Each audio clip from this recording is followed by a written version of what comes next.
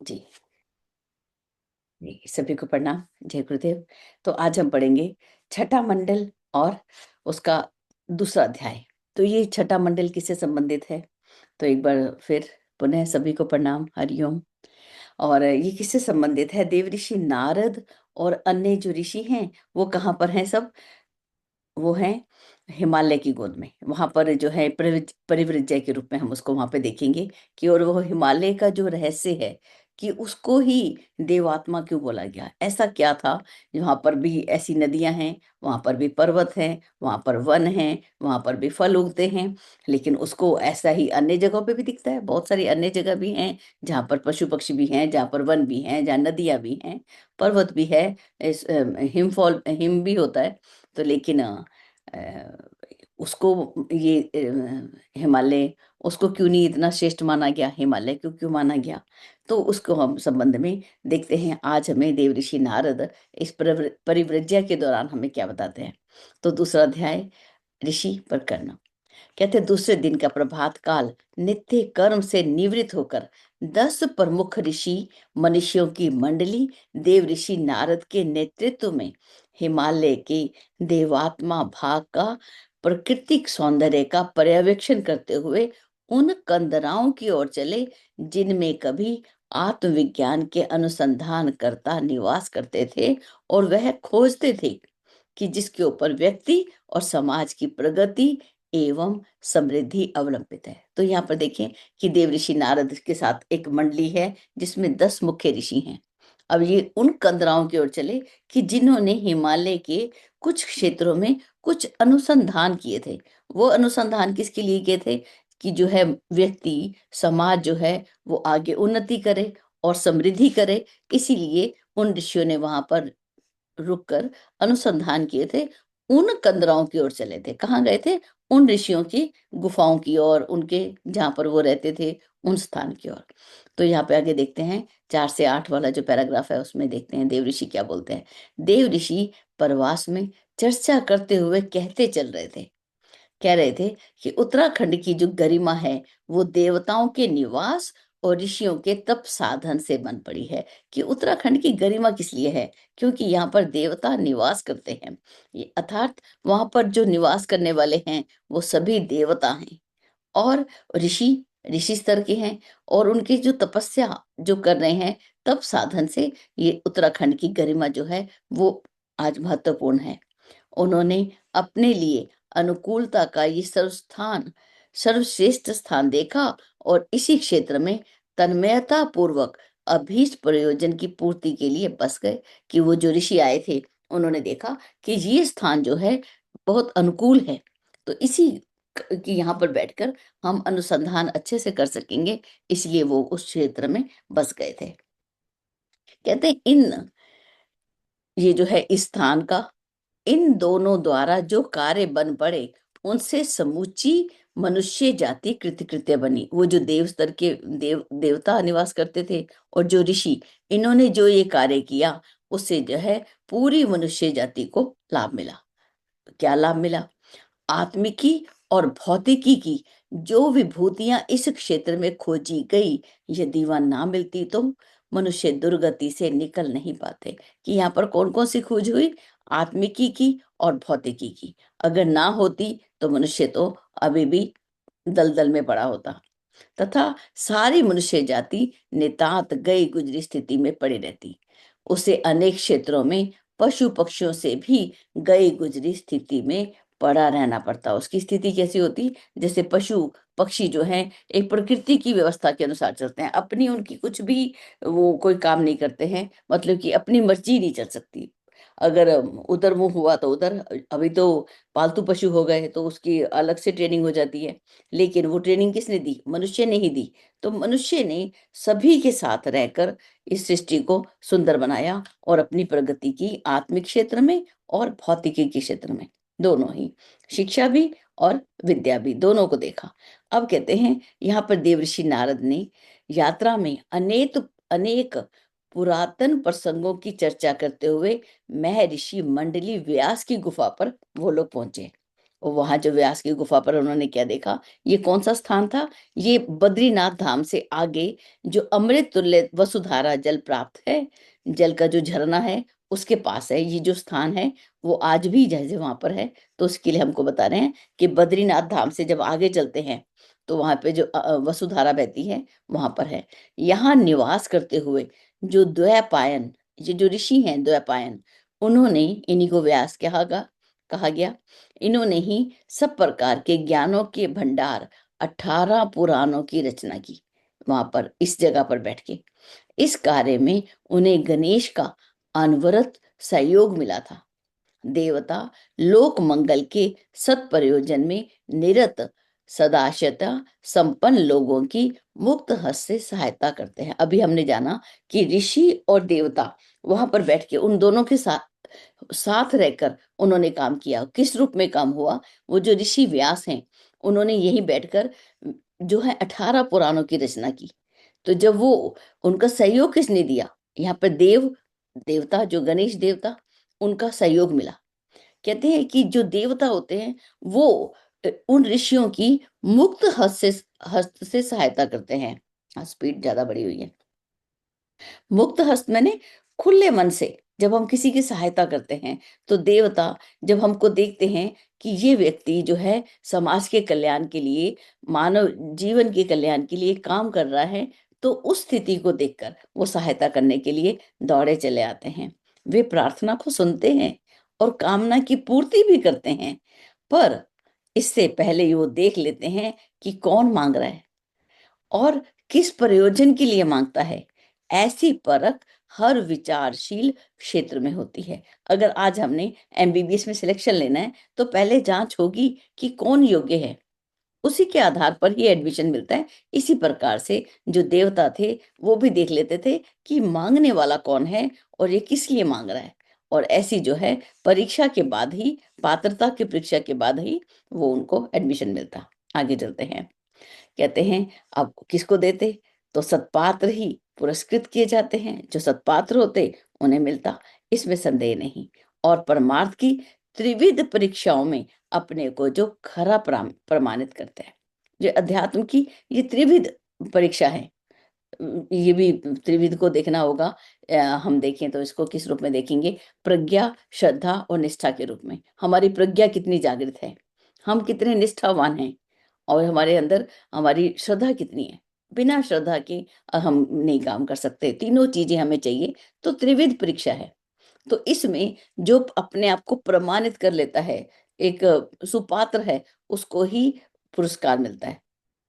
स्वार्थी, आलसी और हे स्तर के जो लोग हैं, यदि भिक्षुकों या तस्करों की तरह लिप्सा पूर्ति के लिए देवताओं की अनुकंपा मात्र मनोहार उपहार के बदले सस्ते मोल में मांगते हैं तो उन्हें निराश ही होना पड़ता है। अगर कोई आलसी व्यक्ति बोलेगा कि भगवान मुझे ये काम दे दो, तो ईश्वर पहले देखेगा किसको दे रहा हूं।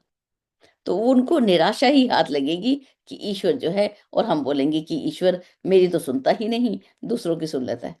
तो ये अपने आप को पहले, अपने आप को तराशना पड़ेगा, अपने आप को पहले अच्छा बनाना पड़ेगा। आगे देखिए, तो यहाँ जो है अंततः इन लोगों के लिए ही बोला जो स्वार्थी आलसी हैं, ये मांगेंगे इन्हें मिलेगा नहीं, तो क्या होगा, अंत कैसा होगा, पशुओं के समान अपने पेट को पालन करने में ही अपने जीवन को नष्ट कर देंगे। अब जहाँ पे ऋषि व्यास का उद्देश्य कैसा था, व्यास का उद्देश्य बहुत ऊंचा था। उन्होंने ही देखा था, ऋषि वैशंपायन ही बोले, द्वैपायन का नाम ही लिया जाता है कि जब वेदों का जो भाष्य था, वेदों का जो कंठस्थ किया जाता था, तो वो एक व्यक्ति नहीं कर पाता था। तो ऋषि व्यास ने देखा कि एक व्यक्ति, आज की जैसे जैसे जैसे युग बदला तो एक व्यक्ति नहीं कर सकता, तो उन्होंने उसको 4 भागों में बांटा और 4 व्यक्तियों को अलग अलग से उनको याद करवाया। तो अब 4-4 जो है ऋषि, उनको जब एक एक वेद के, जो मुख्य वेद था उसके 4 भाग किए और चारों को अलग अलग से याद करवाया, तो ये काम कोई छोटा काम नहीं था। ठीक है। तो व्यास का उद्देश्य क्या था कि ये जो ज्ञान है ये लुप्त ना हो जाए, इसको और बढ़ाना। तो उन्होंने इस उद्देश्य को ध्यान में रखा और उन्होंने किस माध्यम से पढ़ाया, महाभारत की रचना की ऋषि व्यास ने ही की। वो कथा माध्यम से जन साधारण को धर्म धारणा और आदर्शवादिता अपनाने की प्रेरणा देने का उद्देश्य लेकर लेखन कार्य में निरत हुए थे। उनका क्या कार्य, क्या वो था कि जनसाधारण इस धर्म को समझ सके और अपने जीवन में आदर्शों को अपना सके। और वो किस माध्यम, कौन सा अपनाया? कथाओं के माध्यम से, सरल माध्यम से। ठीक है, ये इस कार्य से वो लेखन में निरत हुए। उनका निजी स्वार्थ, लोभ या अहंकार उसमें तनिक भी नहीं था।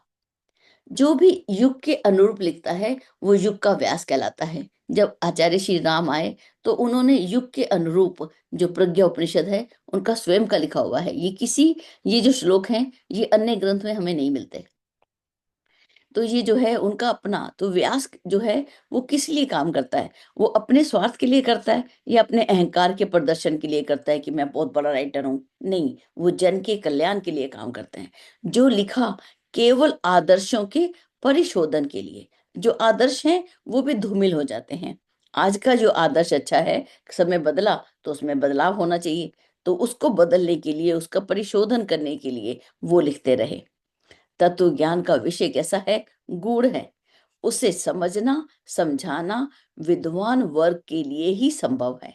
तो विद्वान लोग तो एक तत्व ज्ञान को आसानी से समझ जाते हैं, लेकिन यदि सर्वसाधारण को समझना हो तो कथा शैली जो है वो रुचिकर लगती है। उसे बालक हो, वृद्ध हो, शिक्षित हो, अशिक्षित हो, सभी जो है आसानी से समझ जाते हैं। व्यास ने इसी वर्ग को, कौन से वर्ग को? सामान्य जनों को ध्यान में रखकर लेखनी उठाई, उन्होंने लिखना शुरू किया। शिवपुत्र गणेश ने उद्देश्य की महानता को देखा कि अरे इतना महान उद्देश्य है, और बिना आह्वान निमंत्रण की प्रतीक्षा की। अब हम तो आह्वान करेंगे देवताओं का, तब देवता आएंगे। यहाँ पर तो गणेश देवता ने आह्वान का इंतजार भी नहीं किया, निमंत्रण कि मुझे कार्ड आएगा, इनविटेशन कार्ड आएगा तब मैं जाऊंगा, नहीं, प्रतीक्षा नहीं की। और क्या किया? उस महान प्रयोजन में सहायता करने के लिए स्वयं जा पहुंचे, अपने आप से आ गए। व्यास बोलते गए, गणेश लिखते गए। इस प्रकार महाभारत आदि 18 पुराण थोड़े से समय में ही पूरे हो गए। 18 पुराण ऋषि व्यास ने लिखे, और 19वां पुराण आचार्य श्री राम ने, युग ऋषि ने किस रूप में लिखा? प्रज्ञा उपनिषद के रूप में, प्रज्ञा पुराण के रूप में। ये 19वां पुराण कहलाया। ठीक है, इस रूप में ये लिखा गया। उनकी प्रतिलिपियां, उनकी जो, और जो उनकी जो कॉपियां थी, मतलब कि और बुक्स जो थी उससे संबंधित, जो छप गई थी या जो लिखी गई थी, वो कैसे हुई? अनेक, उनकी प्रतिलिपियां अनेक तीर्थ आरण्यकों में हुई। अनेक आरण्यक, अरण्यक क्या होते हैं? जहाँ पर जो है गुरु अपने वरिष्ठ साधकों को अभ्यास करवाता है, अच्छा ज्ञान देता है।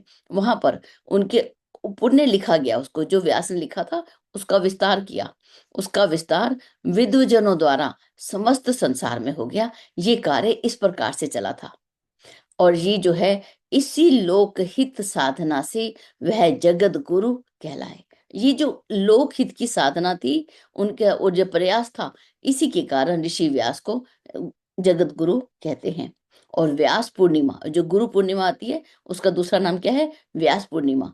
उसी के दिन सारा संसार इनके चरणों की वंदना करता है। इनकी यह व्यास पूर्णिमा गुरु पूर्णिमा बन गई। भ्रांति से भरे पूरे इस भीषण युग में हमें इस दिव्य परंपरा को अविच्छिन्न बनाए रखना है, ताकि लोक कल्याण हो सके। अब इस बात को भी समझेंगे। कहते हैं ये जो व्यास पूर्णिमा है, ये आज का युग कैसा है? भ्रांतियों से भरा हुआ। ठीक है, ये युग को भीष्ण युग बोला आचार्य ने। और कहते हैं इस दिव्य परंपरा को अविच्छिन्न बनाए रखना, जिससे लोक कल्याण हो सके। अब हम इस परंपरा को किस रूप में मनाएंगे? सिर्फ मंदिर में गए, जहाँ ऋषि रहते हैं, अपने गुरु रहते हैं, उनको प्रणाम किया, प्रसाद खाया और घर आ गए। क्या ये परंपरा हो गई? या वो परंपरा हुई कि जो हमारे ऋषि ने हमको, कोई फीस दी हम लोगों ने इस ज्ञान को धारण करने के लिए, हमें पढ़ने के लिए? नहीं, हमने नहीं दिया। जो गुरु परंपरा को बनाए रखना, ये होगा, ये दिव्य परंपरा हुई। हमने ज्ञान लिया और हमने ज्ञान बांटा, ये परंपरा कहलाई।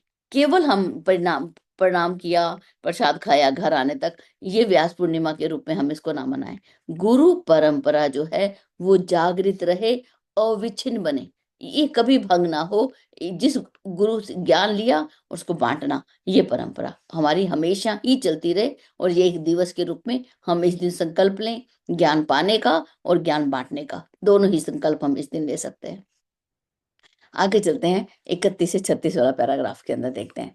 अब जो है देव ऋषि ने, अब देव ऋषि यहाँ पे कौन है? देव ऋषि नारद ने लोक मानस के परिष्कार में निरत अन्य अन्य ऋषियों के उत्तम साहित्य सृजन का विवरण सुनाया। अब उन्होंने क्या बताया कि देव ऋषि उनको लेके जा रहे हैं यात्रा में, परिव्रज्या चल रही है, वहां पर अन्य ऋषि व्यास के आश्रम पे रुके, जहां पर बैठकर उन्होंने साधना की थी। फिर अन्य साहित्यकारों की स्थान पर गए। उन्होंने देखा स्मृतियां किन आश्रमों में किन ऋषियों द्वारा विनिर्मित हुई, इसका इतिहास उन्होंने विस्तार पूर्वक रास्ता चलते चलते सुनाया। तो वहां चलते चलते बताते लगे कि ये कात्यायन स्मृति कात्यायन ऋषि ने यहाँ बैठ के की थी, याज्ञवल्क्य ने इस आश्रम में बैठकर याज्ञवल्क्य ऋषि की स्मृति बनाई थी, यहाँ मनु ने बनाई थी। तो हर स्मृति के बारे में वो बताते हुए चलते गए और सुनाते गए। लेकिन आगे क्या बोलते हैं? समय बदल जाने पर नए समय की आवश्यकता के अनुरूप नए शास्त्रों का सृजन विद्वानों को करना पड़ता है। समय बदला तो नए शास्त्र जो है वो बनाने पड़ते हैं। पहले समय में एक फोन चलता था, उसकी लाइनें फिट करनी पड़ी थी सब जगह पे कि उसकी तार जा रही है सब घरों में। लेकिन समय बदला, इंटरनेट का युग आया, तो उन तारों का क्या मूल्य रह गया? उनको तो समेट के रखना पड़ा कि भाई रख दो इनको, अब इनका कोई काम नहीं है। तो समय बदला तो इसी प्रकार से शास्त्रों को भी बदलना पड़ता है, उनका नया सृजन विद्वानों को करना पड़ता है। हे मान्य ऋषियों, कुछ पुराने प्रतिपादन परिस्थिति बदल जाने पर अनुपयोगी हो जाते हैं, तब उनके स्थान पर नए सुधार परिवर्तनों की आवश्यकता पड़ती है। उनके स्थान पर नया परिवर्तन करना पड़ता है। नए धर्म ग्रंथों में के निर्माण का यही उद्देश्य रहा है कि जब भी नया धर्म ग्रंथ बनाए गए, उनका उद्देश्य यही है कि समय बदला, परिस्थितियां बदली, तो मन स्थिति को बदलने के लिए कुछ नया लिखना पड़ेगा। इसी प्रयास में आचार्य युग ऋषि ने गायत्री स्मृति लिखी। अब जो अन्य स्मृतियां थी, अगर आज हम मनु स्मृति को ले लेना और उसके अनुसार अपने जीवन को जिए, तो जरूर समाज में नई पीढ़ी उसको मानने को तैयार नहीं होती कि ये लिखा, ये तो हमको अच्छा ही नहीं लग रहा। लेकिन आज के युग के अनुसार जब युग ऋषि ने गायत्री स्मृति लिखी, तो उसका जो है हमें लगता है ये तो बहुत ही जरूर है, बहुत ही आज के युग के लिए एक जरूरी है। और स्मृति जो होती है एक कॉन्स्टिट्यूशन होता है, एक संविधान होता है, जीवन जीने की कला होती है। तो देव ऋषि नारद ने 24 प्रमुख स्मृतियों के नाम गिनाए जो भिन्न भिन्न समय में लिखी गई थी। अलग अलग समय की 24 स्मृतियां जो है उनका नाम बताया। ठीक है, आगे जो है आगे बोलते हैं, श्लोक नंबर 37 से लेकर 41 को देखते हैं। कहते हैं शास्त्रकारों की लेखन साधना को योग अभ्यास और तप साधना का ही एक प्रकार ठहराते हुए सृजनकर्ताओं के नामों और स्थानों का दर्शन कराते हुए देवऋषि जिज्ञासु मंडली के साथ आगे बढ़ते गए। अब जो शास्त्र, जितने भी शास्त्र की रचना करने वाले थे, उनकी लेखन साधना को किसका नाम दिया? ये उनका योगाभ्यास था। अब योग योग का अभ्यास था, यहाँ पे जोड़ा गया था ईश्वर को, नर को नारायण के साथ। ये जो उनकी लेखन साधना हुई, इसको योग अभ्यास के रूप में, और यही उनका तप था। इसको एक प्रकार का योग और तप ठहराते हुए वो ऋषि जो हैं वो आगे बढ़ते जा रहे हैं।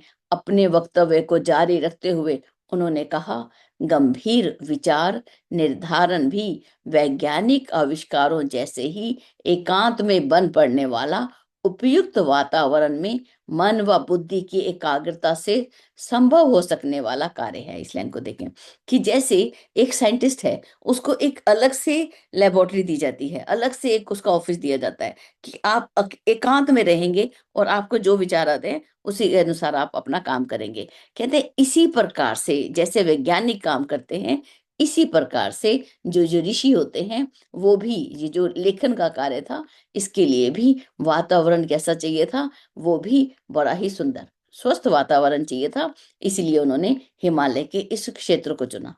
और वहां पर क्या था, मन में और बुद्धि की एकाग्रता, ये जो है ये संभव हो सके, ऐसे वातावरण को ऋषियों ने वहां पर चुना। उच्च स्तरीय साहित्य सृजन में सृजेता की जीवनचर्या, विचार पद्धति और परिस्थिति सात्विकता से भरी पूरी होनी चाहिए। अब जो है, जब हम उच्च स्तर का साहित्य का सृजन किया, तो उस समय जो सृजन करने वाला है उसकी जीवनचर्या कैसी हो, एक स्वस्थ जीवनचर्या हो, एक रूटीन का फॉलो करता है पूरा वो। और दूसरा, उसकी विचार पद्धति कैसी है, उसकी परिस्थितियां कैसी हैं, वो कैसी होनी चाहिए, सात्विकता से परिपूर्ण। सात्विकता मतलब लोक हित का कार्य, कि जनहित के कार्य में, मानवता को ऊंचा उठाने के लिए अपनी गरिमा के अनुसार हम सब कार्य करें, ये जो है उसकी जो है ऐसी मनस्थिति परिस्थिति हो। तो आगे चलते हैं। देव ऋषि ने, देव संस्कृति के निर्धारकों ने उस ऊंचे उद्देश्य की पूर्ति के लिए सत्य साहित्य सृजन को आत्म कल्याण और लोक मंगल का समन्वित पूरे पुण्य कार्य माना। अब जो है, जो ये देव संस्कृति को के निर्धारण करने वाले लोग हैं, उन्होंने उद्देश्य कैसा है, ऊंचा उद्देश्य, उसको पूरा करना है।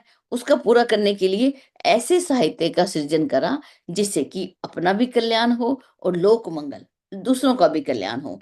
ऐसा, इसको ही पुण्य कार्य माना, और नहीं कि आज चलते हम किसी की सेवा कराते हैं, हम किसी को दान देते हैं। नहीं, उन्होंने इसी को अपना लक्ष्य बनाया कि हमें ऐसे साहित्य का निर्माण करना है जिससे सब जो है अपना उस ब्रह्म विद्या को पा सके, और जिन्हें उसके उपयुक्त अपनी क्षमता और आत्मरुचि प्रतीत हुई, उसमें वे तन्मयता पूर्वक आजीवन लगे रहे। वो ऋषि जिनको लगा कि उनकी क्षमता है, उनका इसमें रुचि है उनकी, तो इसमें वो लगे रहे। ये परमार्थ प्रयास ही उनके लिए ईश्वर भक्ति थी।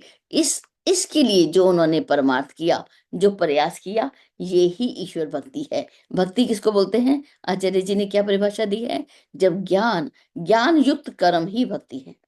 ज्ञान से युक्त होकर जब हम कर्म करेंगे तो उसको भक्ति बोलते हैं। भगवान की सच्ची पूजा सत्कर्मों से ही की जाती है। उन्हें मनुहार उपहार की न इच्छा रहती है, ना आवश्यकता। हम सोचें कि ईश्वर को मनुहार करें, चलिए हम उसके पैर दबा देते हैं, कुछ उपहार दे आते हैं तो भगवान मान जाएगा। तो बोला नहीं, ईश्वर की जो पूजा है उसको करने के लिए हमें एक ही उपाय बताया, सत्कर्म, अच्छे कर्म करें। ऋषियों में से जो साहित्य सृजेता थे, उन्हें वह समग्र श्रेय प्राप्त हुआ, और उनको वो श्रेय भी मिला जो भगवत भजन से प्राप्त होता है। अब अपना अपना एक माध्यम है, किसी ने ईश्वर को भजन से पाया, तो किसी ने साहित्य का सृजन करके पा लिया। ठीक है, अपना अपना प्रयास, और उनको भी उतना ही पुण्य मिला जो अन्य रूपों से मिलता। आगे देखते हैं श्लोक नंबर 46 से लेकर 51 तक। आज के प्रवास में नारद ऋषि ने उन परिव्राजक मनुष्यों के स्थान दिखाए जिनमें आत्मशोधन और तपोबल संवर्धन के निमित्त हिमाचल क्षेत्र में निवास करते थे। अब उन्होंने कौन सी जगह दिखाई? उन उन मनुष्यों के स्थान दिखाए जिन्होंने सबसे पहले अपना शोधन किया और अपने तप का संवर्धन किया, और हिमाचल क्षेत्र में निवास किया। उस ठंडे इलाके में, इतनी स्नो के अंदर, क्या सरल था कि वहां पे निवास करना? तो अपने शरीर के सामर्थ्य को कितना बढ़ाया उन्होंने, और फिर अपनी मन स्थिति परिपक्व, ऐसा तप किया। तपस्या का प्रभाव क्या होता है? हमारी मन स्थिति जो है परिपक्व हो जाती है। जब मन स्थिति परिपक्व हो गई, फिर वो क्या करते थे? तीर्थ यात्रा पर निकल पड़ते थे। तीर्थ यात्रा पे क्यों जाते थे? जो उन्होंने धर्म की धर्म प्रचार की पद यात्रा ही तीर्थ यात्रा है। जो धर्म की रहस्य को जाना, कि धर्म के अर्थ को जाना, उसको बताने के लिए, उसको समझाने के लिए वो अपनी पद यात्रा करते थे। यही उनकी तीर्थ यात्रा होती थी। मार्ग में जो मिले उन्हें उनकी मन स्थिति और परिस्थिति के अनुरूप परामर्श देते चलते थे। वो जो भी उनको मिलता, अब जैसे सामने वाला व्यक्ति है, उसकी मन स्थिति को देखते हुए, उसकी परिस्थितियों को देखते हुए, अब उसको पास विवेकानंद जी से पूछा गया कि आप जो है भारत में रहकर काम क्यों नहीं करते, ये अमेरिका में क्यों आ गए? बोले मेरे देश में तो अभी रोटी की ही लड़ाई है, अभी तो वो अपन पेट पालन पर ही लड़ रहे हैं। जब भौतिकी रूप से हम समर्थ नहीं होते तो हम ये आत्मिक क्षेत्र में आगे नहीं बढ़ते। इसीलिए आज जो है ईशावास्य उपनिषद दोनों बातों को लेके चलता है कि भौतिकी में हम बड़े ही, हमारे पास भी वो सब हमारे पास क्षमताएं हो जो पाश्चात्य देशों के पास हैं, हमारे पास भी वो सारी मशीनरी हो, हमें भी आना चाहिए सब कुछ। और इधर से हमारी जो है हम आत्मिकी के क्षेत्र में भी जब हम आगे बढ़ेंगे, दोनों ही क्षेत्र हमारे ऊंचे होंगे, तब भारत विश्व गुरु कहलाएगा। केवल हम एक क्षेत्र बोल दें तब भी वो उसमें ईशावास्य उपनिषद लिखता है वो घोर नरक में जाता है। तो एक क्षेत्र में से हम विश्व गुरु नहीं बन सकते, हमें दोनों को लेके चलना पड़ेगा, आत्मिकी को भी और भौतिकी को भी। तो कहते हैं कि उनकी जैसी उनकी मनस्थिति होती, परिस्थिति होती, उसके पास धन नहीं है तो धन कमाने की बात बता देते, उनके पास सब कुछ है तो उनको आत्मा की बात भी बता देते कि भाई अब सब कुछ ले लिया, अब आत्मा की ओर भी ध्यान दे दो। और अगर थोड़े में कैसे गुजारा करना है वो भी उनको परामर्श देते। तो जैसी जिसकी मनस्थिति होती उसी के अनुसार उसको परामर्श देते। रात्रि को जहां ठहरते थे वहां कथा कीर्तन के माध्यम से धर्म चेतना का बीज अंकुर बोते, उगाते, सींचते और परिपक्व करते थे। अब ये केवल ऐसा नहीं है कि ठहरे, कथा की, एक जागरण किया, रात को सारी रात जागेंगे, जागरण करेंगे, नाचेंगे, भगवान को, किसी को शिव बना देंगे, किसी को पार्वती बना देंगे, किसी को वो बनाकर भगवान हमारा मनोरंजन कर रहे हैं, क्या ये? लेकिन यहाँ पर देखिए क्या लिखा उन्होंने, नहीं, उन्होंने लिखा धर्म चेतना का बीज अंकुर बोते। पहले तो बीज बोया गया, उसको उगाया गया, अंकुरित किया गया, और उसको फिर सींचा गया, और फिर उसको परिपक्व किया गया। ये जो जागरण, जागरण जो है, जन जागरण हो जाए तब हम बोलेंगे कि हम इस रूप में हम काम कर रहे हैं। नहीं तो हम जो है एक ऊपर की सतह पर हम काम करते हुए आगे बढ़ रहे हैं। बस आज की इस अध्याय को यहीं तक रखते हैं, क्योंकि इसमें श्लोक हैं अभी काफी हैं, तो आधा ही लेसन आज कर लेते हैं। ठीक है, तो इसको आज लेते हैं हम, मैं अपनी वाणी को विराम देती हूँ। तो इस बात को हमने थोड़ा सा इस पर विचार करते हैं कि देव ऋषि नारद उनको उन उन स्थानों पे लेके गए। हम जैसे हम गायत्री तीर्थ जो शांति कुंज हरिद्वार है वहां जाते हैं, तो वहां जाकर देखते हैं कि अच्छा, युग ऋषि यहाँ बैठा करते थे, उनके कमरे में जाते हैं, यहाँ बैठकर वो ध्यान करते थे, और वहां की जो ऊर्जा है उसको हम धारण करते हैं। अब जैसे हम प्रसाद बोल देते हैं कि हम मंदिर गए, हम मंदिर से प्रसाद खाया, प्रसाद लेके आ गए। क्या होता है प्रसाद? उनके जो गुण हैं कि उन्होंने अपनी जीवनचर्या को, दिनचर्या को कैसे बिताया।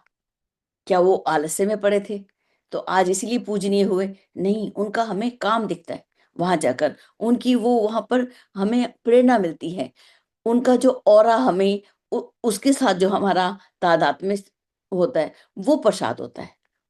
ईश्वर, हम ईश्वर की पाठ करते हैं, पूजा करते हैं, उसका प्रसाद, वो जो प्रसाद होता है, वो गुरुजी बोलते थे, आचार्य जी ने एक जगह आया है कि वो तो ऐसा है कि सबको बुलाने के लिए, कि एक एक कलछी जो है, ऐसे कलछी लिखा हुआ, कलछी, एक एक कलछी जो है वो हलवा सबको बांटते हुए चले, ताकि सब आए, अब सुबह से खाली पेट आए हैं तो कुछ खा के जाए हमारे घर। और दूसरा, एक अतिथि भाव भी होता है हमारा। अब हमने आज भजन संध्या के लिए सबको बुलाया, जागरण के लिए सबको बुलाया, तो कुछ तो खिलाएंगे ना, सुबह सारी रात लोग बैठे हुए हैं, भूख तो सबको लगती है ना, क्योंकि जाकर जाते ही किचन में जाके काम करना पड़ेगा, भाई थोड़ा सा कुछ खाना साथ में लेके जाइए आप हमारे साथ से। तो वो प्रसाद के रूप में वो साथ साथ दिया। तो ईश्वर का प्रसाद क्या है कि हम उसके गुणों को पहले हम देखें, समझें, और किस प्रकार से उन्होंने काम किया उसको अपने अंदर उतारें, देवत्व को हम धारण करें और धरती को स्वर्ग बनाएं। यही हमारे जीवन का उद्देश्य है। आज उसी ऋषि परंपरा को फिर से पुनर्जीवित करना है। इसी के लिए ये छठा मंडल जो है उसकी रचना आचार्य जी करके गए। तो चलिए मैं अपनी वाणी को विराम देती हूँ। आप लोग आइए, हेमलता दीदी भी हैं, जयंती दीदी भी होंगे, और किशोरी दीदी, देखते हैं कौन कौन है। दीदी समय का ध्यान रखते हुए, और सॉरी कल मैं मीटिंग वो रिकॉर्डिंग स्टॉप नहीं कर पाई, वो चलती रही, लेकिन अच्छा था। ठीक है जी दीदी, इसको हटा दो। मैंने शेयर, अच्छा स्टॉप शेयर करना, शेयर था ना ये तो। हरिओम। हरिओम दीदी दीदी, प्रणाम। प्रणाम। जी। जी, कल दीदी ऐसी जगह पर चले गए जहाँ नेटवर्क नहीं था, सुन भी नहीं पाए। अच्छा, तो सॉरी दीदी। कोई बात नहीं तो दीदी। बहुत सुंदर दीदी, बहुत सहज। आपने जो अंतिम जो एक दो लाइन बोला वो हमें बड़ी अपील की, और एक फिल्मी गाना मन में आने लगा, गुनगुनाने की इच्छा हुई कि पीने वालों को पीने का बहाना चाहिए। तो ऋषि संत वो प्रसाद के रूप में एक बहाना ही लाते थे लोगों को इकट्ठा करके और प्रेम बांटने का। जी। तो वही प्रसाद है। जी। बहुत सुंदर दीदी, बहुत सहज रूप में आपने इसको रखा है हम लोगों के सामने। गुरुदेव ने तो लिखा भी है बहुत सहज ही, और आपने रखने का ढंग भी बहुत ही सहज, बहुत ही सुंदर। तो ये समझ पाए हम कि नारद ऋषि इस बार चल रहे हैं मंडली को लेकर, और हिमालय की कंदराओं में। जी। तो और वहां की खूबसूरती का भी वर्णन बड़ा सुंदर किया गया है, क्यों इसकी महत्ता हुई है। उसको देखा है उन लोगों ने, ऋषियों ने समझा है, और ऋषि भी देव ऋषि नारद भी बताते चल रहे हैं कि देवात्मा भाग का प्राकृतिक सौंदर्य का पर्यवेक्षण करते हुए उन कंदराओं की ओर चले जिसमें कभी आत्मविज्ञान के अनुसंधान करता निवास करते थे। तो आत्मज्ञान के विज्ञान के अनुसंधान करता वो ब्रह्म विद्या के छात्र होते थे, जो रिसर्च करते रहते थे जो कैसे आत्मज्ञान हो, ब्रह्म ज्ञान हो। तो यह बात समझ में आई, उसी में चर्चा करते हुए उसकी उत्तराखंड की गरिमा भी बताते हुए देव ऋषि कह रहे हैं कि जहाँ देवताओं के निवास और ऋषियों की तप साधन बन पड़ी थी, तो कुछ उनकी विशेषता रही होगी। इसीलिए वहां की जो अनुकूलता थी, सर्वश्रेष्ठ स्थान था, उसको उन्होंने चुना होगा अभिष्ट प्रयोजन के लिए। तो ये दोनों का जो कार्य बन पड़ा होगा, देवताओं का, ऋषियों का, उससे समूचे मनुष्य जाति को प्रभाव पड़ना था, उसका उत्थान होना था। तो जिसमें एक बहुत महत्वपूर्ण बात आपने भी दोबारा दीदी ने चर्चा किया कि आत्मिकी और भौतिक दोनों विभूतियों की आवश्यकता होती है। तो ये दोनों जो खोजी गई उन ऋषियों के द्वारा और देवताओं के द्वारा, देव संस्कृति के को स्थापित करने के लिए जो वहां से रिसर्च होकर निकाला गया, वही मनुष्य को दुर्गति से निकाल पाने में, समाज के उन्नत स्थिति में पहुंचाने में समर्थ हो सकता है। अन्यथा यह समाज नीचे की ओर ही गिर कर रह जाता, और पेट प्रजनन के अतिरिक्त पशु पक्षियों से भी निकृष्ट स्तर में उसका जीवन बीतता होता। तो यह भी बड़ा अपीलिंग था। अब ऋषि क्या करते हैं कि पुराने प्रसंगों की चर्चा करते हुए बताते हैं कि महर्षि व्यास ऋषि की गुफा पर ले जाते हैं। सर्वप्रथम महर्षि व्यास की कथा किसको पता नहीं है। महर्षि व्यास ने 18 पुराणों का निर्माण किया था। महाभारत काल में महाभारत की रचना उन्होंने ही की थी, और गणेश जी के उसे लिखे थे अपने दांत के टुकड़े से। तो कैसी कैसी ये कथा आती है, और इस जमाने की सही कथा है, इसमें कहीं दो मत नहीं है। उन्हें द्वैपायन से संबोधित किया गया है। 18 पुराणों की रचना करने के बाद गणेश का अनवरत सहयोग उन्हें मिला था। किस चीज के लिए? देव मंगल के सत प्रयोजन में जो निरत निरत रहते हैं, उन्हें देव शक्तियां जो है मुक्त हस्त से सहायता करती है। और जो स्वयं के स्वार्थ के लिए, कामना पूर्ति के लिए जो करते हैं, उन्हें कुछ भी नहीं मिलता है और खाली हाथ ही रहना पड़ता है। यह बात हमें समझ में आई दीदी। सत्पात्र ही पुरस्कृत किए जाते हैं, इसमें कोई संदेह नहीं है। स्वार्थी, आलसी और हे स्तर के लोग भिक्षुकों की तरह तस्करों की लिप्सा पूर्ति के लिए देवताओं का केवल उपहार पाने के लिए मनुहार करते रह जाते हैं, पर उन्हें मिलता कुछ नहीं है। तो व्यास की तरह अगर उद्देश्य ऊंचा हो, तभी प्राप्त किया जा सकता है। कथा के माध्यम से धर्म धारणा और आदर्शवादिता अपनाने की प्रेरणा व्यास ऋषि की कथाओं में, लेखन में देखने को मिलता है। इसमें इनका निजी स्वार्थ कुछ भी नहीं है, तभी तो उन्हें मिला। जो लिखा केवल आदर्श के परिशोधन के लिए। तत्व ज्ञान का विषय गूढ़ है, उसे समझना समझाना विद्वान वर्ग के लिए ही संभव है, कोई सर्वसाधारण व्यक्ति उसे नहीं समझा सकता है। बाल, वृद्ध, शिक्षित, अशिक्षित सभी जिसे सरलता पूर्वक समझ सके वैसा वैसी रचना वो लोग कर सकते हैं, वही विद्वान लोग। इसी को ध्यान में रखते हुए व्यास ऋषि ने अपनी लेखनी उठाई थी, और शिव पुत्र गणेश ने अपनी महानता को परिचय देते हुए बिना आवाहन का, यहाँ कितना महत्वपूर्ण बात लिखा जाता है। हम लोग स्वाध्याय करने बैठते हैं तो हम लोग निमंत्रण खोजते हैं। अरे निमंत्रण कैसा, जब भगवान गणेश बिना निमंत्रण का, बिना प्रतीक्षा किए जब था, स्वयं सहायता के लिए उपस्थित हो गए, और व्यास बोलते गए और गणेश जी उसको लिपिबद्ध करते गए। सभी को यह पता है, उनकी प्रतिलिपियां अनेक तीर्थरण्यकों में हुई।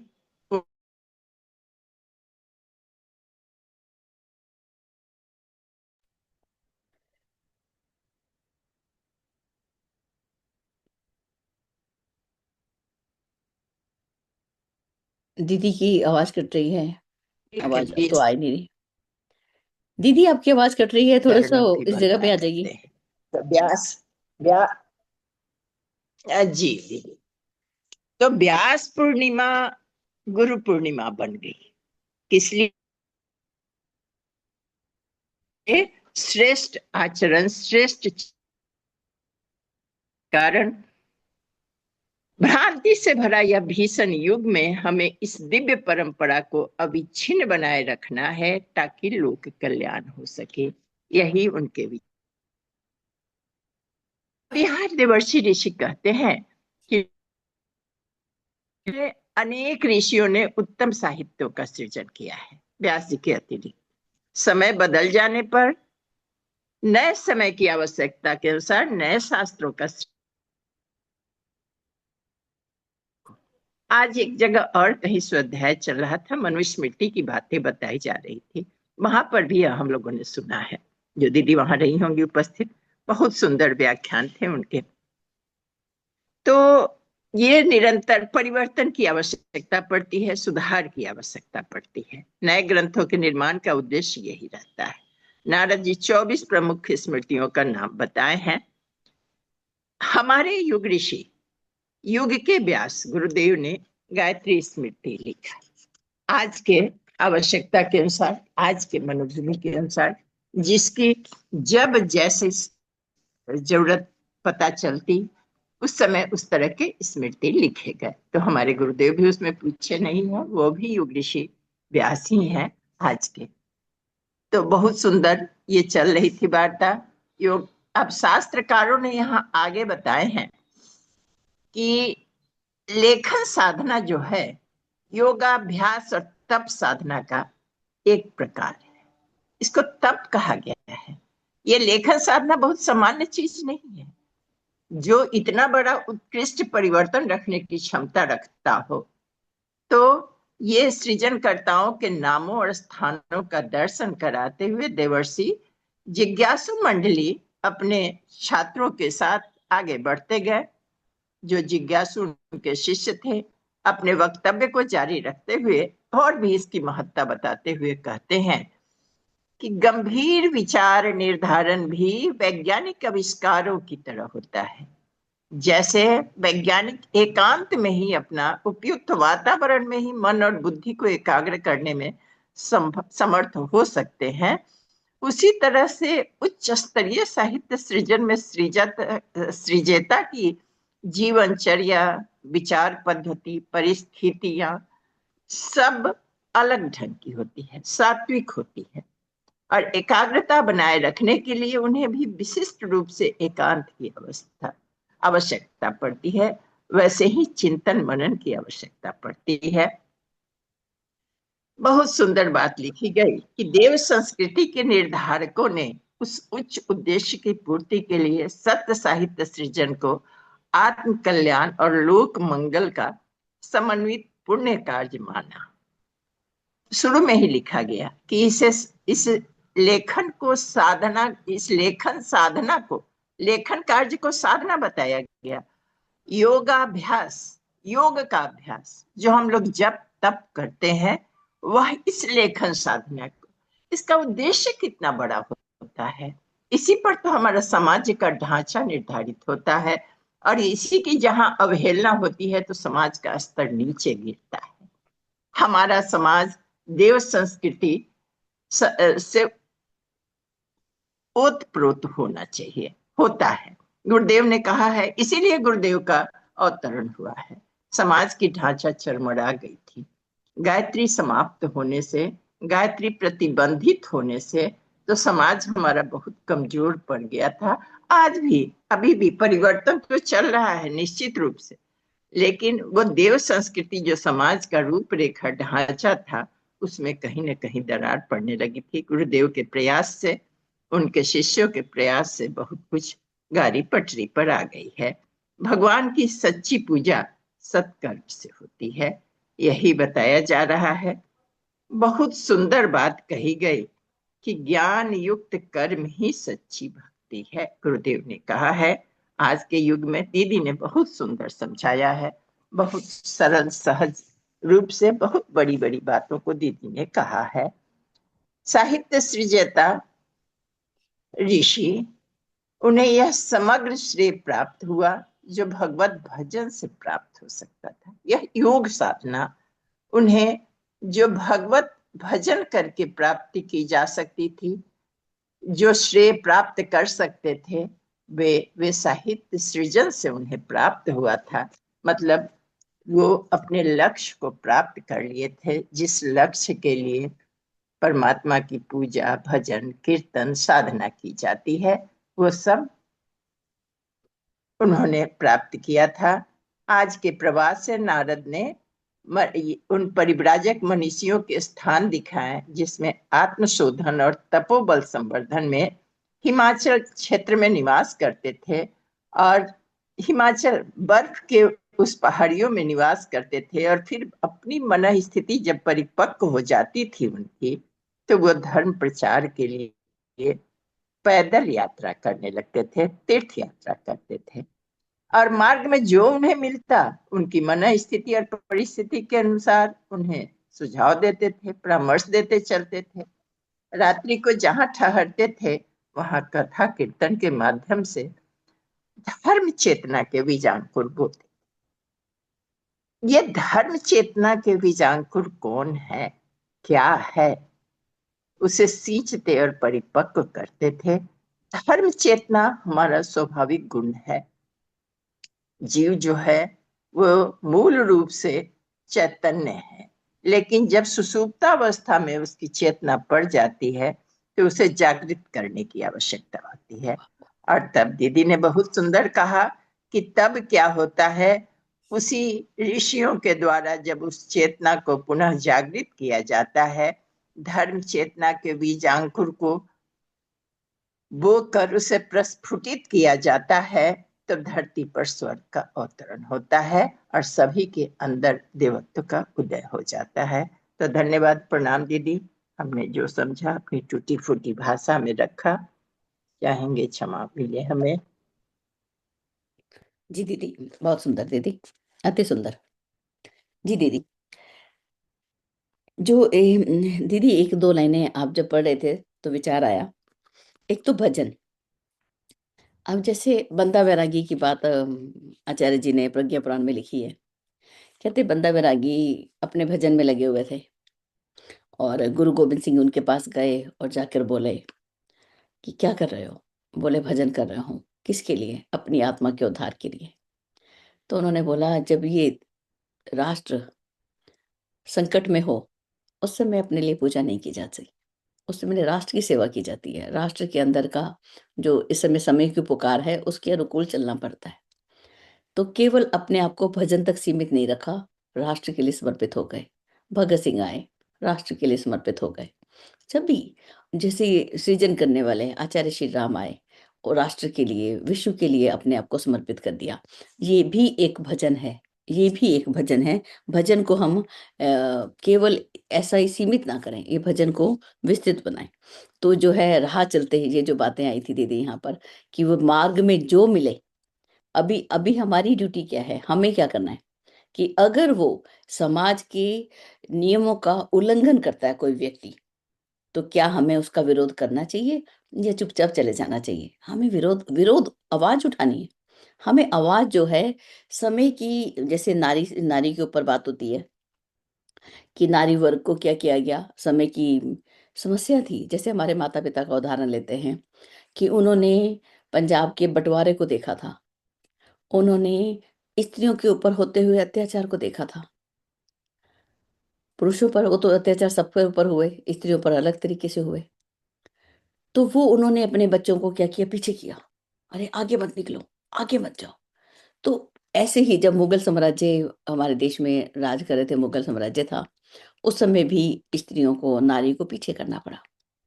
लेकिन आज का समय, स्वतंत्र भारत के समय, अब हमें उन्हें आगे ले लाने के लिए आचार्य जी ने नारी जो है अपनी आप को पहचाने, ऐसे शब्दों को उन्होंने लिखा। युग के अनुकूल उन्होंने फिर काम काम किया। तो अब हमें, हमारी ड्यूटी क्या है, आज हमें, जो मूर्धन्य व्यक्ति जब चुप रहते हैं तो समाज में है जो पिशाच जो हैं, पशु स्तर के लोग बढ़ जाते हैं।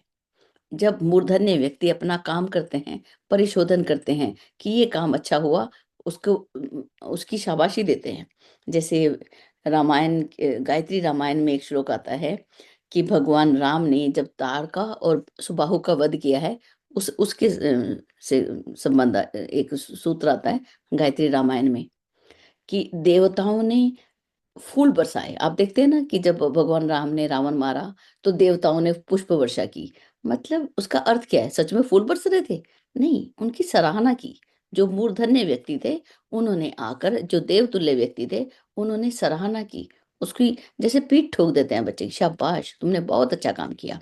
आज मूर्धन्य व्यक्तियों को वही करना है। जो अच्छा काम कर रहे हैं उनकी पीठ को ठोक देना, जो गलत काम कर रहे हैं उन्हें रोकना। नहीं, रुको, ये क्या किया, राह चलते ही कचरा फेंक दिया। अब गाड़ी में फेंक के भाग गए तो क्या कर सकते हैं?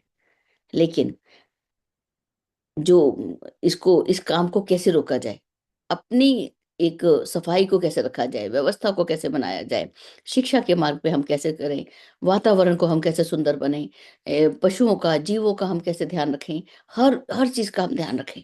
और भौतिकी के क्षेत्र में हमारे देश में जितनी खेती होती है इंजीनियर्स की, जितनी खेती होती है डॉक्टर्स की, वो हमें कहाँ मिलती है? हमारे देश में मिलती है।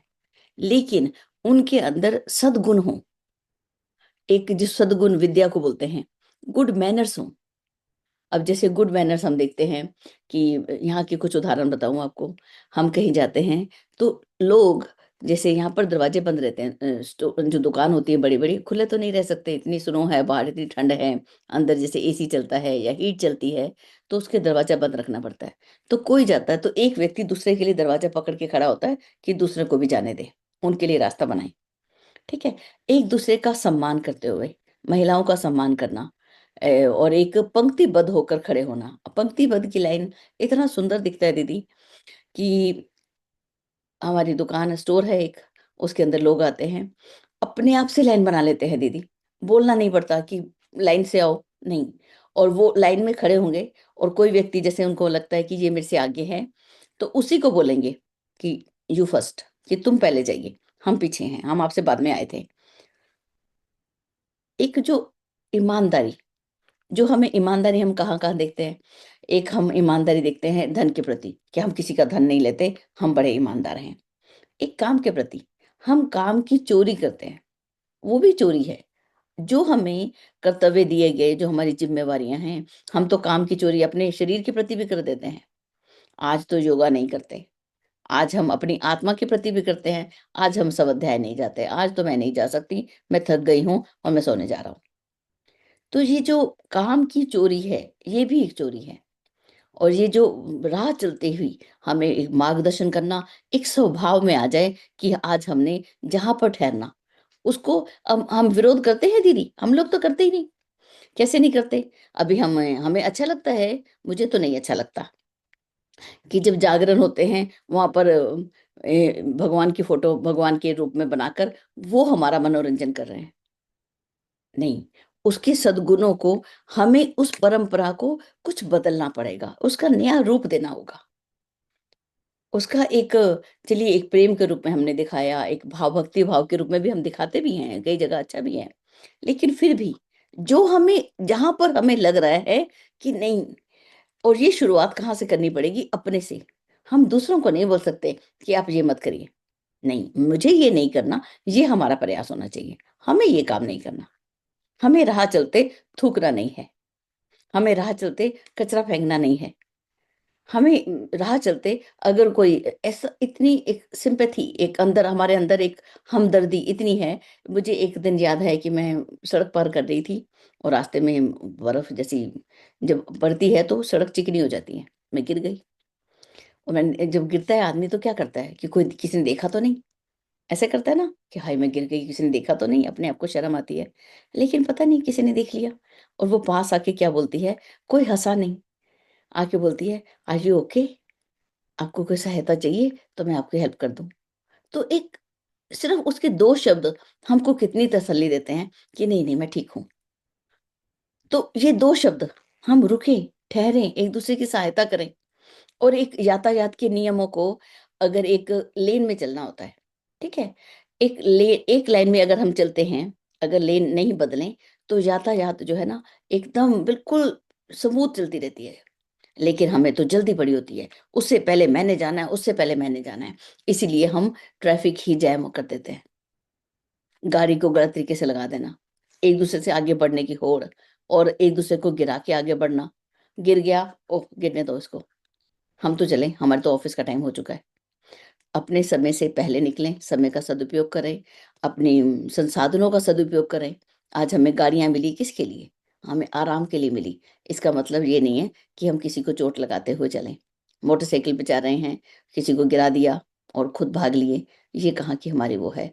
और कोई टूरिस्ट हमारे देश में आए और उनका हम सम्मान नहीं करते, उनका अपमान करते हैं। देखिए आपको एक बात बताऊं, हमारे में 199 अच्छे गुण हैं और एक अवगुण है। कोई भी आपके 99 सद्गुणों की ओर नहीं देखेगा, आपके उस अवगुण को वो सबके आगे प्रस्तुति हो जाएगी कि अरे इस व्यक्ति को, ये तो इतना सभ्य है, ये तो ऋषि स्तर के लोग हैं, लेकिन ये ऐसा काम करते हैं। तो जो एक अवगुण है ना, उसकी समीक्षा, बाबूजी ने क्या बोला था कि जब भी हम ध्यान में जाएं तो हम ध्यान में क्या करते हैं, हम ध्यान में अपने अवगुणों को देखते हैं, बस यही ध्यान है। और ये ध्यान मुझे सबसे अच्छा लगा। मुझसे तो दीदी एक एक घंटा बैठ के हम, ठीक है हर व्यक्ति का अपना अपना स्तर है, कोई ध्यान के माध्यम से जिसने उसको पाया, किसी ने जप के माध्यम से पाया, किसी ने स्वाध्याय के माध्यम से पाया, किसी ने दान के माध्यम से पाया, किसी ने दूसरों की सहायता के माध्यम से पाया। यहाँ पर जो हमारे शास्त्रकार हैं, उन्होंने लेखन को ही योग अभ्यास मान लिया। अपनी अपनी वो है। लेकिन सबसे मुख्य काम, हम अपनी बुराई को देखें और गुरु को, आचार्य श्री राम ने दक्षिणा के रूप में हमारी एक बुराई मांगी है, बस अपनी एक बुराई जो है उनको हम समर्पित कर दें कि गुरुदेव ये लीजिए, मैं इसको नहीं संभाल सकती, आप संभाल लीजिए, आप इसको मुझे सुधार दीजिए। मोहनलाल जी बोलते थे, सुधरने की शर्त मंजूर है, तभी इस मैदान में आना। इस फील्ड में अगर आप आ रहे हो, आत्मिकी के क्षेत्र में, तो एक ही शर्त है, सुधरने की शर्त मंजूर है। तो बस इतनी सी शर्त है, हमें सुधरने की शर्त मंजूर है, और हम सुधरेंगे, युग सुधरेगा, हम बदलेंगे, युग बदलेगा। इसी बात को हम देखते हैं। चलिए समय हो चुका है, 2-3 मिनट और भी हैं, और मुझे लगता है ये समय मैंने ले लिया। चलिए आप लोग बोलिए। प्रणाम दीदी। दीदी जी, अभी आपने बताया जैसे एक बुराई गुरुदेव को दे दीजिए, हमने उन्हें दे दी, उसके बाद हमें क्या करना है? मतलब हमने कोई बुराई दे दी जैसे सोचने की, नेगेटिविटी, तो उसके लिए फिर हमें क्या चिंतन करना है? उसके लिए करना है जो चीज हमने दे दी। अब हमने, घर में कोई व्यक्ति आया, मैंने उसको एक मुट्ठी आटा दे दिया, तो क्या मैं वापस लेती हूँ क्या उससे? 10 रुपए दे दिए, मैंने वापस लेती हूँ? अब जब हमने बुराई दे दी तो फिर दे दी, वापस नहीं लेके आनी। ये करना है हमको बस, कि गुरुदेव मैंने दे दी, वापस नहीं लेनी। तो उस पे दिन भर कैसे चिंतन किया जाए, वो तो पता नहीं चलता ना कब क्या आ जाए मन में, उसको कैसे भगाएं। अब जैसे एक नेगेटिव थॉट आ गया, तो सबसे पहले ना अपने आप को उसको पॉजिटिव कर लेना। कैसे पॉजिटिव करना, उसको ऐसे सोचना, जो विचार आया था, ख्याल बोलते हैं ना हम ऐसे उर्दू भाषा में, ख्याल आया कि ऐसा ना हो जाए, तो साथ में सोच लेना, ओह अच्छा हुआ कि ये ख्याल में ही निकल गया, जाने दो इसको, ये आया था, जाने दो इसको, इसी में निपट गया। अब जैसे हमको बुरे स्वप्न आ जाता है, स्वप्न आता था तो बाबूजी से हम बोलते थे कि मोहनलाल जी से कि बाबूजी आज तो मेरे सपने में देखा और सांप ने आके मुझे काट लिया, तो कहते कष्ट कटा। जो कुछ हो गया स्वप्न में बुरा आ गया, इसका मतलब कष्ट कट गया। एक ख्याल बुरा आया, सो जो एक ख्याल जो होने वाला था वो संकट टल गया। बी पॉजिटिव, हर समय पॉजिटिव हो जाइए। अभी कोई आपका, मेरे अभी छोटी सिस्टर है ना हमारे साथ बैठी होती है, जो रीता दीदी जो गौशाला वाली हैं, उनके हस्बैंड का एक्सीडेंट हो गया, तो उनको क्या बोला, पहले तो डांट पड़ी कि स्कूटर पर। अब देखिए, हम लोग बच्चों का कहना नहीं मानते दीदी, ये बात तो हम देखें, बैठी है दीदी सिस्टर मेरी, डांट लगाएगी मुझे, तो वो क्या बोलती है, अब जैसे हम बूढ़े हो गए, हमारे शरीर बड़ा हो गया, अब हमारे मेरे खुद के बच्चे भी डैडी को गाड़ी गाड़ी नहीं देते, पापा को अब गाड़ी नहीं मिलती, और वो जब स्कूटर चलाएं तो उनको डांट पड़ती है कि नहीं अब स्कूटर नहीं चलाना। देखिए एक सीमा थी, एक समय था कि आप खूब स्कूटर चलाते थे, साइकिल चलाते थे, गाड़ी चलाते थे, लेकिन अब नहीं। अब जो है पहले की अपेक्षा जो है संख्या बढ़ चुकी है, भीड़ हो चुकी है, सड़कें वही की वही हैं, गाड़ियां बढ़ चुकी हैं, और आप तो अपने पुराने तरीके से गाड़ी चलाएंगे। तो वो जो है, हमें बच्चों का कहना मानना है दीदी, इस बात को हम जरूर माने। और मेरे आज्ञाकारी बनने से ना लाभ ज्यादा होता है, मुझे ऐसा लगता है, मेरे जीवन का अनुभव यही है। मुझे तो बहुत लाभ हुआ बच्चों का। अभी मैं बेटे से बात करूं तो मुझसे पहला क्वेश्चन होएगा, पहला ही क्वेश्चन, एक्सरसाइज कर रही हो, योगा कर रही हो, वो पूछेगा, जैसे कि वो मेरे टीचर बैठा हो। तो मैं बोला हाँ हाँ मैं रोज करती हूँ, हाँ मुझे पता है, 15 मिनट का योगा करके भाग जाती हो। और कुछ नहीं करती हो तुम। तो डांट पड़ गई, मुझे पता है वो डांटेगा, एक्सेप्टेड। और मुझे उसके खूब खाना खाती हूँ मैं, 2 घंटा घर में घूमना शुरू कर देती हूँ कि घूम लो नहीं तो डांट पड़ जाएगी। बड़ी वाली आएगी तो, अभी स्नो पड़ी हुई है, एक दिन भी दीदी मैंने अपने घर की दहलीज दोनों साइड की, 2 रास्ते हैं, एक भी पार नहीं किया। उसका वो था आदेश, मम्मी आगे से घर के बाहर पैर नहीं रखना, गिर जाओगी। निश्चित है अगर हम गिरे, बताना कितना नुकसान होने वाला है। पूरे घर की व्यवस्था एक माँ के ऊपर टिकी होती है, सब कुछ जो है हो जाएगा डामाडोल। बच्चों का कहना माने, पॉजिटिव थिंक, जो भी हुआ, जैसे एक्सीडेंट हुआ, चलो इसी में भलाई है, पहली बात तो आपको कहना मानना चाहिए था। बच्चों ने बोला था कैब करके जाओ, उबर करो और जाओ, सस्ती पड़ती है कैब, मानो कहना। उबर सस्ती है गाड़ी मेंटेन करने से भी, उबर सस्ती है स्कूटर से भी, ठीक है, कैब करो और जाओ, कहना मानना चाहिए था। चलो हो गया आप तो, अब ये है दुर्घटना इतने में टल गई, आप बच गए, अब शरीर बच गया। थोड़ी बहुत चोट लगी, अब इसको ठीक हो 2 3 1 महीना जो लगेगा लगाओ, और ठीक होके बाहर निकलो। तो लेकिन दीदी किसी एक्सीडेंट, हाँ बोलिए दीदी। दीदी किसी के पास कोई ऑप्शन ही नहीं हो और करना ही पड़े वो काम, तो क्या किया जाए उसके प्रसन्न मन प्रति। से क्यों ना किया जाए दीदी, अब मुझे भी करना पड़ा नहीं था, अभी 4 देवर अब ससुराल, करना पड़ता है दीदी, प्रसन्न मन नहीं, से अभी किया। आपने जैसे जैसे कहा कि गाड़ी का एग्जाम्पल दिया आपने, मान लीजिए हम नहीं भी चाहते, बच्चे नहीं चाहते, लेकिन जाना पड़ेगा ही, कोई ऑप्शन नहीं है, तो फिर क्या किया जाएगा, चलना पड़ेगा ना रोड पे तो। नहीं फिर बच्चों को हम्म। समझाया भी जाता है ना दीदी, बच्चे इतने, आज के बच्चे तो बहुत समझदार हैं दीदी, आज के बच्चे तो बहुत, नहीं बेटा ये काम तो करना ही है राजा, समझान प्यार से। एक टीम मैनेजमेंट दीदी, जिसके बाद जितना टीम मैनेजमेंट है ना, टीम कैसे बनती है, जितनी हम अच्छी टीम बनाएंगे उस हिसाब से काम करेंगे। हम बॉल देंगे ही नहीं तो बॉल वापस वो मेरे को क्यों देगा। टीम बनाए, अपनी टीम वर्क, परिवार एक टीम है, जहां पे टीम की कमी है ना वहीं पे प्रॉब्लम है। अब 5 उंगलियां हैं परिवार में, मेरे परिवार में 5 लोग, हम लोग शुरू से हैं। अब मेरे 5 में हम 4 तो एक हो जाते, जो एक है ना वो थोड़ा सा अलग हो जाता, क्योंकि हाथ की शेप ही ऐसी है कि वो जो एक है ना वो अलग ही रहेगा। तो मैं हंसते हुए बोलती कि ना इस जो है ना, ये जो अलग रह रहा है इसको उठा के यहाँ पे ले आइए, तो वो फिर मजाक बनाते कि हाँ, ये जो अपने आप को अलग रखा है ना, इसको साथ लाइए और मिलके एक मुट्ठी बना लीजिए, और ये पकड़ के अंदर बंद हो जाइए, हमारे साथ एक हो जाइए। तो जो अलग जा रहा है उसको थोड़ा प्यार से समझाना पड़ेगा। दीदी, परिवार में थोड़ी समस्याएं आती हैं, लेकिन बड़ा धैर्य चाहिए परिवार में। धैर्य रखिए, बनाए रखिए, कोई फर्क नहीं पड़ता। थोड़े दिन की दिक्कत है।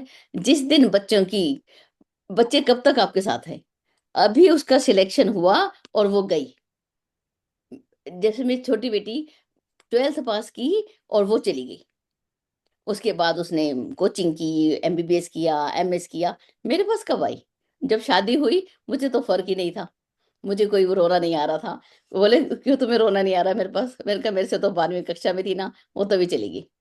12th क्लास में ही चली गई थी, वो तो 12th क्लास पास होते ही चली गई थी। फिर ये बच्चे नहीं रहते। बेटा भी कब रहा?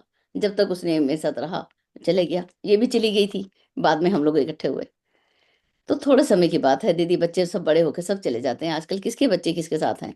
मेरे घर में तो कोई भी बच्चे सबके साथ नहीं है। माता पिता हर जगह, सारे भाई अकेले दिखते हैं, बहनें अकेली दिखती हैं। बच्चे जा चुके, कोई ऑस्ट्रेलिया में है और कोई इस समय कनाडा में है, कोई अमेरिका में है। सब बच्चे बाहर बाहर दूर दूर हैं। कोई हुबली में चला जाएगा पढ़ने, तो कोई दिल्ली में चला जाएगा। अब बिल्कुल चिंता मत करिए, थोड़े समय की बात है।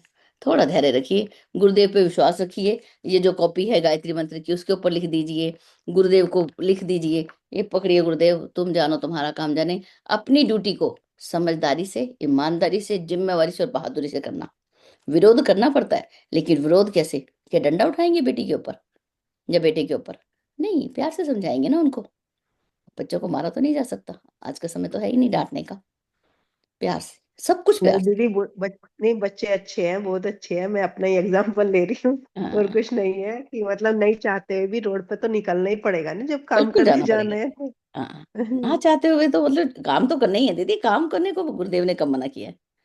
चलिए, बहुत सारा 6 मिनट ऊपर ले लिए, शांति पाठ चलते हैं। धन्यवाद जी। जी चलिए। एक बार ओम, 3 बार शांति। ओम शांति ही, शांति ही, शांति। जय गुरुदेव। और फिर मिलते हैं अमर भैया की कक्षा में आज फिर। चलिए। जय गुरुदेव, प्रणाम सभी को, जय जी गुरुदेव। प्रणाम। मीटिंग एंड कर दिया, स्टॉप कर दिया था। प्रणाम।